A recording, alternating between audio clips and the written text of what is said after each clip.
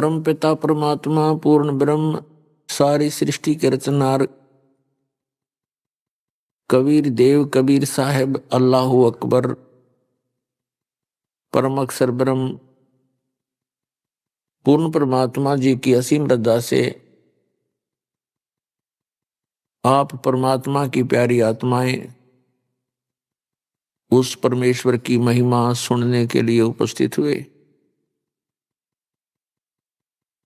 धन भाग हैं आपके, धन हैं आपके माता पिता जिनसे आपका जन्म हुआ। परमात्मा कहते हैं सूक्ष्म वेद के अंदर वो स्वयं आकर ज्ञान देते हैं, या तो माता भगत जन है, या दाता या सूर, और नहीं तो रह ले बांझड़ी क्यों व्यर्थ गंवावे नूर। परमात्मा ने कहा या तो माता भगत उत्पन्न करे, या कोई सूरवीर उत्पन्न करे, और या कोई दानवीर दानी उत्पन्न करे। अन्यथा इसके अतिरिक्त जो संतान हो, ऐसे स्वभाव की संतान नहीं है, तो इससे अच्छा तो बांझ रह ले, कोई उत्पन्न ना करे वो अच्छा।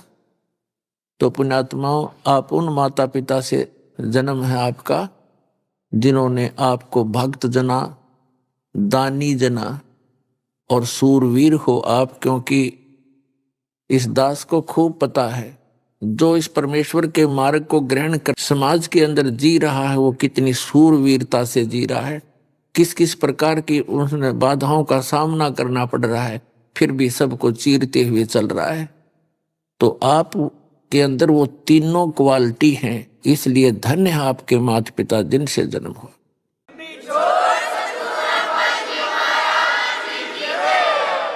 और उससे भी सौभाग्य आपका, धन्य हो आपके आपको ऐसे समय में जन्म मनुष्य का। देवता भी तरसते हैं इस प्राइम टाइम को, ये बिचली पीढ़ी ऑफ कलयुग, ये मिड टाइम है कलयुग का। और ऐसे समय में आपको मनुष्य जन्म जो परमात्मा ने वो बैन उठा रखा है, जो आज तक उसको छुपा के रखना था, जिस यथार्थ भक्ति और ज्ञान को, आज परमात्मा का वो समय आ गया है जिस समय में इसको सार्वजनिक करना था। और ऐसे समय में आपका जन्म पुण्यात्माओं लाल की परख जौहरी कर सकता है। ना उसको स्वयं पता होता है तेरी कितनी कीमत है, ना अनजान व्यक्तियों को पता होता है इस लाल की कीमत कितनी है। ये दास जौहरी है, आप उस परमात्मा के हीरे मोती लाल हो। आपके लिए वो परमात्मा कितने तरफ रहे थे अपनी प्यारी आत्माओं को काल के जाल से निकालने के लिए, कितने युगों से आपके पीछे पड़ रहे हैं, कितने आपके पीछे फिर रहे हैं। कहते हैं गोता मारूं स्वर्ग में और जा बैठूं पाताल, और गरीब दास ढूंढते फिरे हम अपने हीरे मोती लाल। आप उन हीरे मोती लालों में से हैं जो कि काल ने पता नहीं कहां कहां फेंक दिए थे, और आज आपको ऐसे समय में मनुष्य जीवन प्राप्त है। तो पुण्यात्माओं, अब इसका लाभ उठाना, सावधानी बरतना थोड़ी सी, बस इतने में बात बन जाएगी। क्योंकि आप तो युगों युगों से मालिक की शरण में रहे हो, फिर पैर फिसल गया फिर चले गए। अब जिनको सारनाम प्राप्त हो जाता है और वो पार नहीं हो सकते क्योंकि कई कारण बन जाते हैं, तो वो पुण्यात्माएं परमात्मा की प्यारी आत्माएं होती हैं। सारनाम जिनको मिलता है वो विशेष आत्माएं होती हैं, वो पार नहीं होती हैं, यहाँ भटकती रहती हैं। तो फिर परमात्मा नए सिरे से फिर उनको तैयार करता है। तो इस चौथे युग में इसी समय में आपका दाव लगेगा पार होने का, और इसको चूक गए तो पुण्यात्माओं बहुत लंबा फिर बखेड़ा फिर शुरू हो जाएगा। तो सावधानी बरतना। और सावधानी इतनी है कि जो गुरु वचन पर डट गए कट गए फंद 84 के। भाई जो गुरु वचन पर डट गए कट गए फंद 84 के। गुरु जी की आज्ञा का पालन करें, समाज ने एक तरफ धर दे।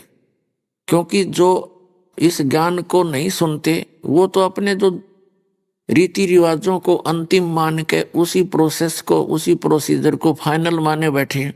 लेकिन हमारा मार्ग उससे हटकर है। और इस भगत और जगत का आपस में विरोध क्यों रहा है? इसका कारण यही है कि समाज की रीतियां अलग हैं।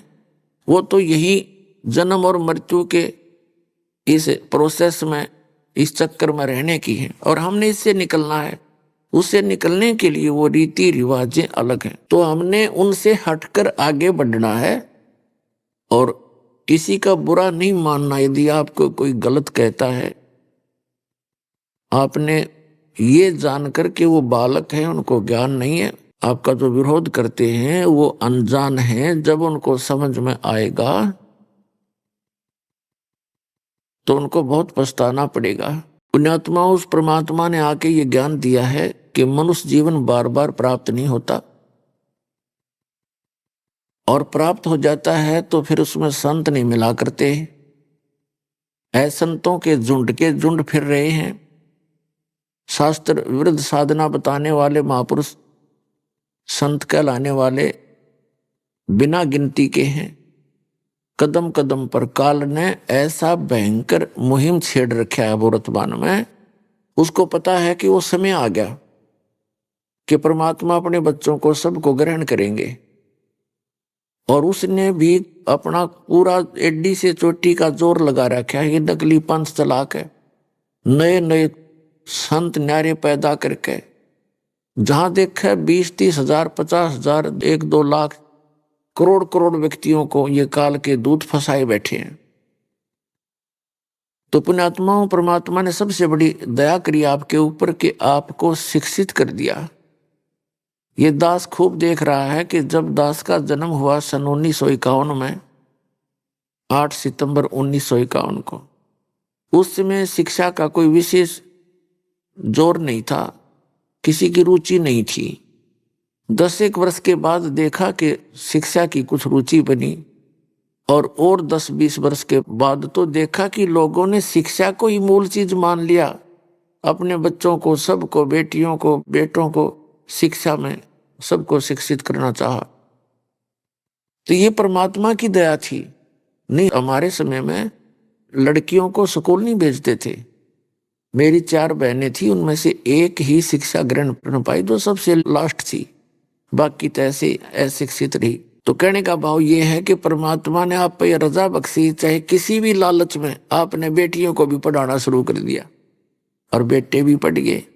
तो उसका मूल उद्देश्य है कि आज आप भगवान को पहचान लोगे। इन ठगों के, इन झूठे ज्ञान को आप स्वयं रिजेक्ट कर दोगे और यहां भाग जाओगे अपने भगवान के जहाज में, जो सतलोक ले जाकर छोड़ देगा आपको। तो उसके लिए ये कृपा आपके ऊपर परमात्मा की कि आपको ऐसे समय में जन्म मिला। तो पुण्यात्मा, दास ने जिस समय ये सत्संग शुरू किए थे और प्रोजेक्टर के माध्यम से पुस्तकें दिखानी प्रारंभ की, हमारे भक्तों को अन्य संतों के जो शिष्य थे वो ये कहते हुए सुने जाते थे कि वो किसा गुरु भाई तुम्हारा, वो तो पुस्तक पढ़ पढ़ कर सुनाता है, और टीचर तो वो होता है जो बगैर पुस्तक उठाए फटाफट सुना दे। तो हमारे बच्चों के पास कोई जवाब नहीं था, भक्तों के पास। और उन्होंने मुझे भी ये कहने की चेष्टा की कि जी लोग चाहते हैं कि बगैर पुस्तक दिखाए सत्संग किया जाए। तो उन बच्चों की सलाह को मैं नहीं मान सकता था, क्योंकि दास को पता था कि अपनी अपनी कह गए इस दुनिया के माँ, अरबिंद साहेब की बंद की कहीं ठोर ठिकाना ना। अपनी अपनी तो दुनिया कह ही रहे हैं सभी संत, और सभी उन्हीं सदग्रंथों का हवाला देते हैं। और अपना अपना ज्ञान भिन्न भिन्न बता रहे हैं, विधान अलग अलग बता रहे हैं। तो दास को पता था कि ऐसे ही बात बनेगी जब तक ये दास आपके रूबरू नहीं करेगा। जैसे वैसे कह दिया मैंने कि ब्रह्मा विष्णु महेश नासवान है, इनकी जन्म मृत्यु होती है और इनके माता पिता हैं, तो कोई नहीं मानने, दूना विरोध हो जाता। तो दास ने वो फिर ये कह करके फिर ये दिखा दिया, देखो भाई देवी भागवत के अंदर देवी महापुराण के 123 पृष्ठ पे सचित्र मोटा टाइप गीता प्रेस गोरखपुर से प्रकाशित है। इसमें लिखा है, ये स्वयं कह रहे हैं विष्णु जी, मैं ब्रह्मा और शंकर हमारी तो जन्म मृत्यु होती है, हम अविनाशी नहीं है। तो फिर उस पुस्तक को जो आज तक वो समझ नहीं सके भगत समाज, और उनके गुरु थे वो अनपढ़ जैसे थे, उनको एक अक्षर ज्ञान था लेकिन अध्यात्म ज्ञान में वो बिल्कुल अनपढ़ -0 थे, जो आज तक ये नहीं बता सके हिंदू समाज में कि ब्रह्मा विष्णु महेश की स्थिति क्या है। एक स्टेट के मंत्री को और कोई राष्ट्रपति बताता है कितनी बुद्धि है उसकी, कैसा जानता है वो राजनीति को। तो इसलिए दास ने ये पुस्तकें दिखाना प्रारंभ किया। भले ही कुछ एक व्यक्तियों ने अच्छा नहीं लगा, लेकिन बुद्धिमान समाज ने इसको स्वीकारा। इसके आधार से अपने शब्द ग्रंथों को उठा उठा कर देखा, और देखा तो देखा, फिर क्या कोई झूठ थोड़ा बोला जा सकता है। सच पाया, पूरा विश्व झुकेगा इस साइड में, पूरे विश्व को मानना पड़ेगा सच्चाई को, क्योंकि इसके अतिरिक्त कोई कल्याण नहीं, कोई मार्ग नहीं।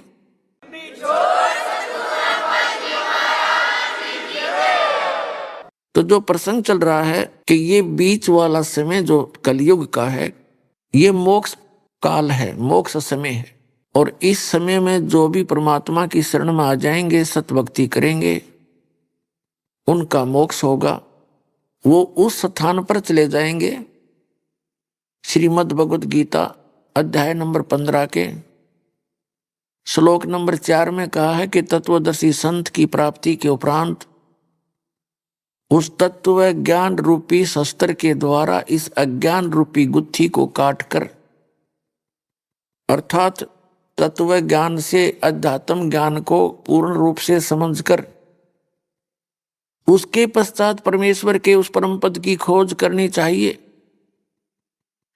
जहां जाने के बाद साधक फिर लौटकर कभी संसार में नहीं आते। और वहां पर क्या स्थिति है, गीता अध्याय नंबर 7 के श्लोक नंबर 29 में गीता ज्ञानदाता कहता है कि जो व्यक्ति, जो साधक जरा और मरण से छूटने के लिए प्रयत्न कर रहे हैं, जरा माने वृद्धावस्था का दुख, मरण माने मृत्यु, जो जरा और मरण से छूटने के लिए प्रयत्नशील हैं अर्थात भक्ति कर रहे हैं, वे तत्ब्रह्म से, संपूर्ण अध्यात्म ज्ञान से और सभी कर्मों से परिचित हैं। अब अर्जुन ने 8वें अध्याय के प्रथम मंत्र में पूछा कि किम तत्ब्रह्म, वो तत्ब्रह्म क्या है जिसको जानने के बाद साधक केवल जरा और मरण से छूटने का ही प्रयत्न करते हैं। इसका उत्तर दिया है 8वें अध्याय के 3रे श्लोक में श्रीमद् भगवद गीता में कि वो परम अक्षर ब्रह्म है, परम अक्षर ब्रह्म है। इस परम अक्षर ब्रह्म को गीता में परम अक्षर ब्रह्म, वेदों में पूर्ण परमात्मा और कुरान शरीफ के अंदर इसे अल्लाह अकबर कहा है। अल्लाह अकबर, अल्लाह ताला। अब उस अल्लाह ताला के बारे में, उस कंप्लीट गॉड के विषय में न तो कुरान शरीफ का ज्ञानदाता परिचित, क्योंकि उसने स्पष्ट कर दिया है, कुरान शरीफ सूरत फुरकानी चैप्टर नंबर 25 और आयत नंबर 52 से 59 में स्पष्ट किया है। कुरान शरीफ के ज्ञानदाता ने हजरत मोहम्मद को कह रहे हैं कि हे नबी, हे पैगंबर, तो उन काफिरों का कहा ना मानना, जो कबीर को भगवान नहीं मानते, अल्लाह नहीं मानते। यानी मुसलमान भाई कबीर का अर्थ बड़ा करते हैं। कहने का भाव यह है कि जो उस अल्लाहू अकबर को भगवान नहीं मानते, अल्लाह नहीं मानते, अन्य उपासना करते हैं, तो उनकी बातों में मत आना, उनके लिए संघर्ष करना। संघर्ष का अर्थ है कि उनके द्वारा भ्रमित ना होना, मेरे द्वारा बताए गए इस ज्ञान पर दृढ़ रहना। और वो परमात्मा वही है अल्लाहू अकबर, जिसने 6 दिन में सृष्टि रची और 7वें दिन तख्त पर जा बैठा। कुरान शरीफ का ज्ञानदाता स्पष्ट कर रहा है कि मैं नहीं जानता उसके विषय में। उसके विषय में किसी बाखबर से पूछो, तत्वदर्शी संत से पूछो। अपने आत्माओं, इससे स्पष्ट हो गया कि कुरान शरीफ का ज्ञानदाता उस अल्लाहू अकबर के बारे में परिचित नहीं है, तो उस अल्लाहू अकबर की भक्ति विधि भी इस कुरान शरीफ में नहीं है। उसके लिए तो ऑप्शन छोड़ दिया उसने कि बाखबर बताएंगे, तो बाखबर ये दास है। आज मानियो, चाहे 10 वर्ष के बाद मानना पड़ेगा आपको। इस पृथ्वी पर यदि कोई संत है, सतमार्ग दर्शन करने वाला, तो ये दास है।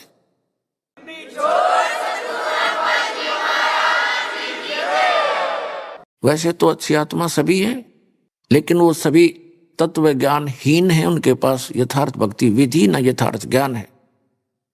इसी प्रकार गीता ज्ञानदाता 4थे अध्याय के 32वें श्लोक में कहता है कि अर्जुन, जो 25 से लेकर 30 श्लोक तक 4थे अध्याय के मैंने बताया कि कोई देवताओं की पूजा करता है, कोई केवल स्वाध्याय करता है, कोई तीक्ष्ण अहिंसावादी व्रत रखता है, जैसे मुंह पर पट्टी बांध कर नंगे पैरों घूमते हैं, या कोई आसन करते हैं, कोई देवताओं की पूजा करते हैं, ये अपनी अपनी साधना को पाप नाशक जानते हैं, लेकिन वो कंप्लीट ज्ञान नहीं है। 4थे अध्याय के गीता जी के 32वें श्लोक में कहा है कि वो इस प्रकार की वास्तविक यज्ञों की जानकारी, यज्ञ माने धार्मिक अनुष्ठान, धार्मिक अनुष्ठानों की जानकारी विस्तार के साथ ब्रह्मण मुखे यहां 4थे अध्याय के 32वें श्लोक में अनुवादकर्ताओं ने अल्पजता दिखाई है, क्योंकि उनकी बुद्धि काम नहीं कर रही थी, उनको पता ही नहीं था।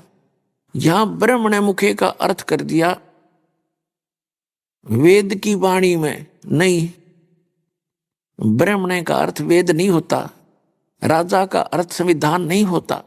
ब्रह्म का अर्थ कोई वेद करता है वो महामूर्ख व्यक्ति है। ब्रह्म तो एक राजा है, भगवान, और वेद उसका विधान संविधान है, तो राजा का अर्थ संविधान नहीं किया जा सकता, ये अल्पजता है।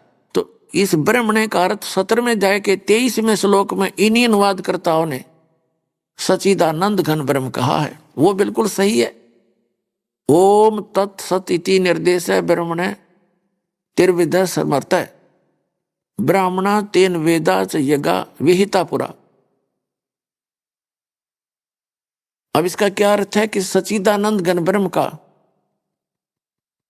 उस परम अक्षर ब्रह्म का तो 3 मंत्र का जाप है, ओम तत्सत। ओम तो ये सरपुरुष का, सरब्रह्म का, काल का, और तत् ये सांकेतिक है, और सत भी सांकेतिक है, कोड वर्ड है। ये कोड वर्ड इस दास के पास है, इस विश्व में किसी के पास नहीं, और ना ही कोई अधिकारी है इन कोड वर्डों को। इस मंत्र का दान करने का भी कोई अधिकारी नहीं है, और अनधिकारी के पास चाहे इसका ज्ञान भी हो, क्योंकि मुझ दास से सुनकर कोई बागी हो जावे, अपने आप जो ये मंत्र दान करने लग जावे संत बनकर, वो सबसे बड़ा दुश्मन होगा इस मानव समाज का, क्योंकि मिलता जुलता ज्ञान याद कर लेगा, यही मंत्र उसके पास है, तो वो डुप्लीकेट है, यानी वो पासपोर्ट डुप्लीकेट बना रहा है, वो महाअपराधी है उस भगवान के दरबार में, और 10-20 व्यक्तियों को 100-200 हजार को वो बर्बाद कर सकता है।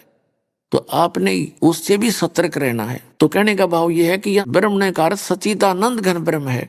तो हम 4थे अध्याय के 32वें श्लोक में फिर आते हैं कि इस प्रकार की धार्मिक अनुष्ठानों की जानकारी ब्रह्म ने मुखे, यानी सच्चिदानंद घन ब्रह्म ने जो अपने मुख कमल से बोला, उच्चारण किया उस वाणी में विस्तार के साथ कही गई है, वो तत्व ज्ञान है। चौथे अध्याय के 34वें श्लोक में कहा कि अर्जुन, उस तत्व ज्ञान को जो उस पूर्ण परमात्मा अल्लाहु अकबर ने स्वयं आकर के सशरीर आकर के बोला है, उसके मुख कमल से उच्चारित वाणी में जो वर्णित है वो तत्व ज्ञान है। उस तत्व ज्ञान को तत्वदर्शी संतों के पास जाकर समझ, उनको दंडवत प्रणाम करने से, कपट छोड़कर नम्रता पूर्वक प्रसन्न करने से वो तत्वदर्शी संत तुझे उस परमात्म तत्व का यानी तत्व ज्ञान का उपदेश करेंगे। इससे सिद्ध हो गया कि गीता ज्ञानदाता भी उस अल्लाहु अकबर की यानी परम अक्षर ब्रह्म की जानकारी नहीं रखता, सच्चिदानंद घन ब्रह्म की जानकारी नहीं रखता। उसने भी ऑप्शन छोड़ दिया है कि तत्वदर्शी संत बताएंगे।